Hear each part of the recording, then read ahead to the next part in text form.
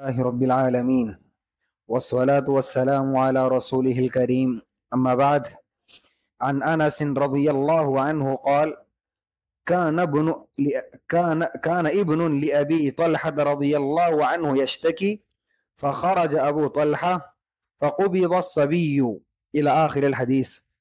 محترم بھائیوں، ابھی میں نے آپ کے سامنے صحیح بخاری اور صحیح مسلم شریف کی حدیث کا ایک ٹکڑا پڑھا ہے، اور اس حدیث میں ایک واقعہ بیان کیا گیا ہے کہ زندگی میں مصیبتیں آنے کے بعد، پریشانیاں آنے کے بعد انسان کو کیسے صبر سے کام لینا چاہیے اور کس طرح صبر کرنا چاہیے، اور صحابہ کرام کیسے صبر کیا کرتے تھے، ایک مثال اس حدیث میں بیان کی گئی ہے۔ اس کے راوی ہیں انس بن مالک رضی اللہ عنہ، کہتے ہیں کہ ابو طلحہ نے جب حضرت ام سلیم سے نکاح کیا تو حضرت ام سلیم حاملہ ہوئی اور ان سے ایک بیٹا پیدا ہوا۔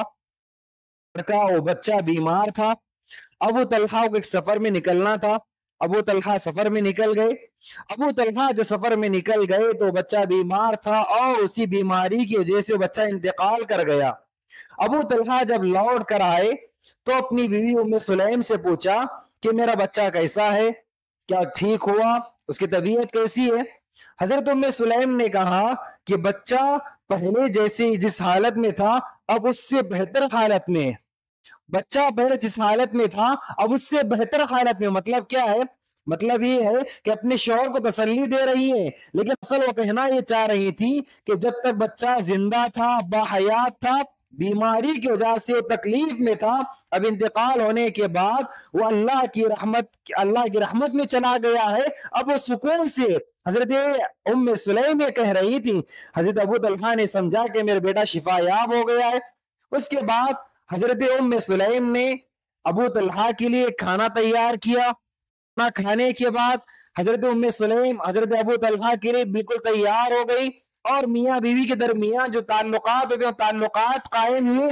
دیکھیے، سوچیے تھوڑا، گھر میں بچے کی لاش رکھی ہوئی ہے، گھر میں بچے کی لاش رکھی ہوئی ہے، حضرت ام سلیم کس قدر صبر کا مظاہرہ کرتی ہیں، اپنے شوہر کے آنے کے بعد ان کے لیے کھانا تیار کرتی ہیں، ان کے لیے اپنے آپ کو ریڈی کرتی ہیں، اور شوہر کی جو ضرورت ہوتی ہے اس ضرورت کو پورا کرتی ہیں۔ ضرورت کو پورا کرنے کے بعد صبح ہونے کے بعد حضرت ام سلیم پورے صبر کے ساتھ اپنے شوہر حضرت ابو طلحہ سے پوچھتی ہیں، بتاؤ ابو طلحہ، اگر تمہارے پاس کوئی انسان اپنی چیز عاریتاً رکھ کر جائے، ادار کے طور پر رکھ کر جائے، اور چند دنوں کے بعد آ کر وہ اپنی چیز مانگے، تو کیا تم اس کے مانگنے پر غصہ ہوگی؟ چیز تم اس کو لوٹاؤ گی نہیں؟ وہ تمہارے پاس عاریتاً کوئی چیز رکھا، ادار کے طور پر رکھا ہے، کیا وہ چیز تم اس کو واپس نہیں کرو گے؟ ابو طلحہ نے کہا کیوں نہیں، وہ تو اس کی چیز ہے، وہ ادار کے طور پر رکھا تھا، جب وہ آئے گا تو اپنی چیز لے کر چلا جائے گا۔ تو حضرت ام سلیم نے کہا ابو طلحہ تو اپنے بچے کی وفات پر صبر سے کام لو، اپنے بچے کی وفات پر صبر سے کام لو، اس لیے کہ اللہ رب العالمین کی امانت تھی، اس نے چند دنوں کے لیے تمہارے پاس دی تھی، اب اللہ نے اپنی امانت واپس لے لی ہے، لہٰذا تم شکوے شکایتیں نہ کرو، صبر سے کام لو۔ سبحان اللہ، دیکھیے کس قدر صبر، ایک ماں ہے، وہ ماں ہونے کے باوجود صبر کیسا، ان کا ایمان کیسا، گھر میں بچے کی لاش رکھی ہوئی ہے لیکن صبر کا مظاہرہ، شوہر کے لیے کھانا کا تیار کرنا، پھر ان کے لیے تیار ریڈی ہونا اور ان کی ضرورت کو پورا کرنا، اور جب شوہر کو بیٹے کی وفات کی خبر دینا ہو تو کیسے، ایک مثال کے ذریعے، تاکہ شوہر بے صبری کا مظاہرہ نہ کرے۔ اگر ہم ہوتے، ہمارے گھر کی خواتین ہوتی تو کس مچاتی، کس قدر شور و غل ہوتا، کس قدر بے صبری کا مظاہرہ ہوتا، لیکن نہیں، ام سلیم نے پورے صبر کا مظاہرہ کیا۔ ابو طلحہ نے جب سنا، ابو طلحہ کو غصہ آ گیا، اور ابو طلحہ حضرت ام سلیم سے ناراض ہو کر پیارے نبی کے پاس آتے ہیں اور پیارے نبی کو بتاتے ہیں کہ میرا بیٹا انتقال کر گیا، لیکن ام سلیم نے مجھے خبر نہیں کی۔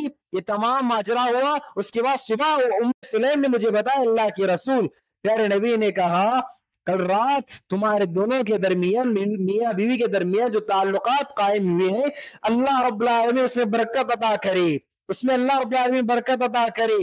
اس کے بعد ابو طلحہ کہتے ہیں کہ اس رات کی وجہ سے، اس رات کے تعلقات کی وجہ سے حضرت ام سلیم پھر سے حاملہ ہوئی، اور پھر اللہ رب العالمین نے ایک لڑکا انہیں نوازا۔ عیینہ کہتے ہیں کہ میں نے دیکھا کہ وہ جو لڑکا پیدا ہوا تھا، صبر کے بعد، مصیبت کے آنے کے بعد صبر کیا انہوں نے، اور اس کے بعد اللہ رب العالمین نے ایک بیٹا انہیں عطا کیا۔ تو پیارے نبی کی جو دعا تھی، اس دعا کا نتیجہ یہ ہوا، حضرت عیینہ کہتے ہیں میں نے دیکھا کہ ان کی اولاد میں مدینے کے جو بڑے بڑے فقہا تھے، مدینے کے بڑے بڑے فقہا میں 9 فقہا ان کی اولاد میں سے تھے، مدینے کے بڑے بڑے علماء میں 9 علماء ان کی اولاد میں سے تھے۔ سبحان اللہ، دیکھیے انسان اگر مصیبت پر صبر کرے تو اللہ رب العالمین کیسے بدلہ عطا کرتا ہے۔ کل روز قیامت جنت میں، روز قیامت میں جو ثواب انہیں ملنا وہ مل کر رہے گا، لیکن اس دنیا میں بھی اللہ رب العالمین نے کیسے انہیں بدلہ عطا کیا، فوراً ایک اور بچہ انہیں عطا کیا، اور اس بچے کی اولاد میں، ان کی نسل میں مدینے کے 9 بڑے علماء کرام پیدا ہوئے۔ تو حاضرین گرامی، انسان کی زندگی مصیبتیں آتی ہیں، پریشانیاں آتی ہیں، لیکن انسان کو صبر سے کام لینا چاہیے۔